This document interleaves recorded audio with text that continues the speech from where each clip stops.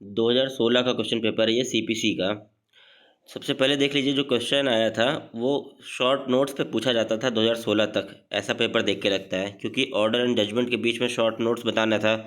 फिर how is plaint converted into a suit. तो ये सारे जो टॉपिक्स हैं काफ़ी छोटे टॉपिक्स हैं। Alternate pleadings, security for cost, इस पर भी कुछ शॉर्ट नोट्स लिखने थे। इन विच केसेस में court issue commission, what do you mean bye degree. Degree most important topic है, ये लॉन्ग आंसर में भी आ सकता है। कॉज ऑफ एक्शन बताना था क्या होता है। और रिटर्न स्टेटमेंट, ऑर्डर 8 कब फाइल करते हैं हम लोग रिटर्न स्टेटमेंट, उसका टाइम फ्रेम। और फ्रेमिंग इश्यूज़ के बारे में बताना था शॉर्ट्स नोट लिख के। और section 80 notice against the government and it's need, इसको भी प्रॉपर एक्सप्लेन करना था शॉर्ट नोट्स में। बट अब लॉन्ग क्वेश्चन पे चलते हैं, जो कि 2016 में आए थे। क्वेश्चन नंबर 2 जो पूछा था वो था प्रिंसिपल ऑफ रेस जुडिकाटा को एक्सप्लेन करना था, और इसके एक्सेप्शंस को भी बताना था।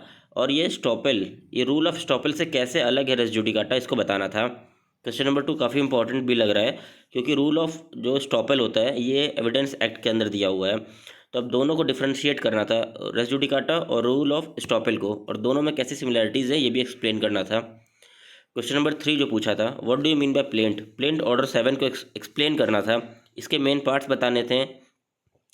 Question number 4 provisions related to place of suing बताना था, डिस्कस देम ब्रीफली। अब what is the meaning of pleading, order 7, और discuss the objects and importance of pleading. कुछ इंपॉर्टेंस पॉइंट होते हैं प्लीडिंग के अंदर, और ऑब्जेक्ट क्या होना चाहिए प्लीडिंग फाइल करते हैं, तो ये भी बताना था। Question number 6 what do you mean by temporary injunctions, order 39 को एक्सप्लेन करना था। और अगर आपको परमानेंट इंजंक्शन याद है तो वो जो कि स्पेशल रिलीफ एक्ट के अंदर आता है, अगर आप वो बता देते हैं तो काफ़ी अच्छा रहेगा। फिर से शॉर्ट नोट्स टाइप का क्वेश्चन आ गया था। क्वेश्चन नंबर 7 आया था अरेस्ट बिफोर जजमेंट पे शॉर्ट नोट्स लिखने के लिए, इंटरलॉक्यूटरी ऑर्डर पे शॉर्ट नोट लिखना था।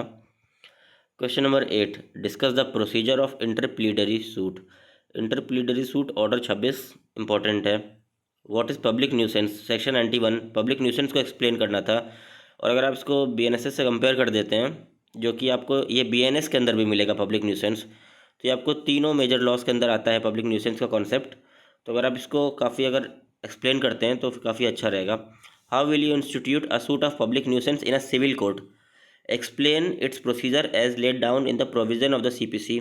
ये इंपॉर्टेंट क्वेश्चन है और अच्छा क्वेश्चन है, क्योंकि इसको तीनों मेजर लॉ से कंपेयर करके लिखा जा सकता है।